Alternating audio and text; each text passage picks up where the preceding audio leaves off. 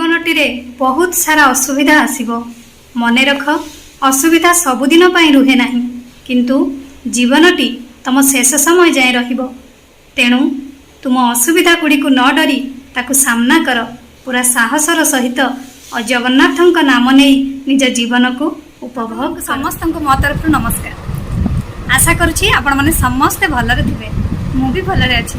चलंतु video start करबा। किंतु video start करबा पूर्व आपण मानक भितर केही जदि आज मो चैनल ले नुआ थांती ताले प्लीज प्रथम मो चैनल टी को सब्सक्राइब कर दियंतु। पाखरे थिबा बेल आइकन को क्लिक करंतु, जहा फल रे मो नुआ नुआ वीडियो रो नोटिफिकेशन आपण मानक पाखरे खूब शीघ्र पहुंची जिवो। आउ आपण माने मते टिके सपोर्ट करि परिबा आगु को जीवा पई। हो चलंतु वीडियो स्टार्ट करबा। आज हमर वीडियो रे देखिबा केमिति स्विच बोर्ड को सफा करि परिबा। सेथि पई प्रथमे हमकु मेन स्विच ऑफ करिया पई पड़िबो। सेथि पई हमकु दरकार सैनिटाइजर। गोटे पात्र नबा आ सेथिरे किछि सैनिटाइजर दबा। गोटे पुराना टूथ ब्रश साहाय्य रे आमे एबे तापरे आमे ब्रश साहाय्य रे हमरो लगेई नबा भलो भाबरे बोर्ड रे।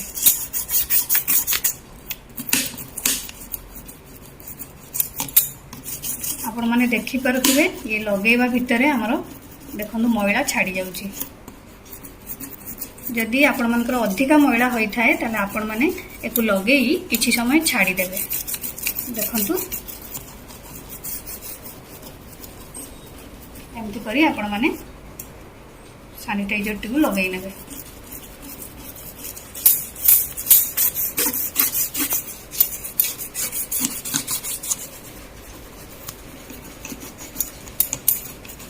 एबे मोर तो भलो भाबरे लगेबा सरीगलानी। मु एबे किछि समय ताकु टिके छाड़ी देबी, 5 मिनिट पर्यंत टिके छाड़ी देबे। ये हमर किछि समय हेई गलानी। एबे हमें गोटे सुखिला कपड़ा साहाय्य रे ताकु भलो भाबरे पोछि नबा। ताले देखंतु ये एबे हमरो केते सुंदर सफा हेई जाईछि। आपण माने एही प्रोसेस रे आपणक घरे थिबा स्विच बोर्ड को सब सफा करि नेबे। आशा करुछि आपण मानको ई क्लीनिंग टिप्स टी भल लागिथिबो। मु तले रहूची, पुणी देखाबो नेक्स्ट वीडियो रे। किंतु आपण माने please like comment share subscribe करिया पे भूलिबेनी। मु तले रहूची, नमस्कार।